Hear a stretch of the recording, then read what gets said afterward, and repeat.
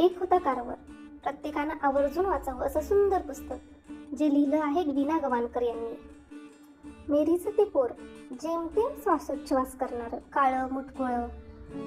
कोणत्या घटकेला आजका देईल सांगता येत नव्हतं, पण सुजनबाईंनी आशा सोडली नाही. त्यांच्या शुश्रूषेला फळ आलं. तो मरणोन्मुख जीव पुन्हा तग धरू लागला. कुणाला माहीत होतं हेच पोर पुढे जाऊन एक शास्त्रज्ञ बनेल, की ज्याला कित्येक वर्ष सरळ बोलताही येत नव्हतं. हे पुस्तक अमेरिकन शास्त्रज्ञ व कृषीतज्ञ जॉर्ज वॉशिंग्टन कार्वर यांच्या प्रेरणादायी जीवनचरित्रावर आधारित आहे.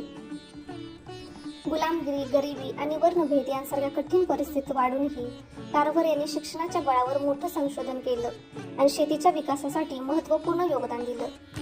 शेंगदाणे, रताळे आणि इतर पिकांवरील त्यांच्या संशोधनामुळे लाखो शेतकऱ्यांचं जीवन सुधारलं.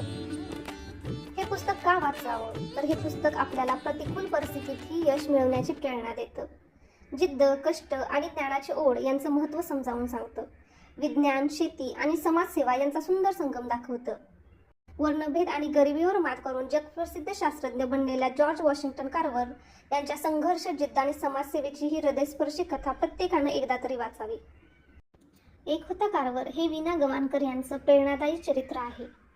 अशाच चांगल्या माहितीसाठी लोलोट्यून्स या यूट्यूब चॅनेलला भेट द्या. व्हिडिओ आवडला असेल तर लाईक, शेअर आणि सबस्क्राईब करायला विसरू नका.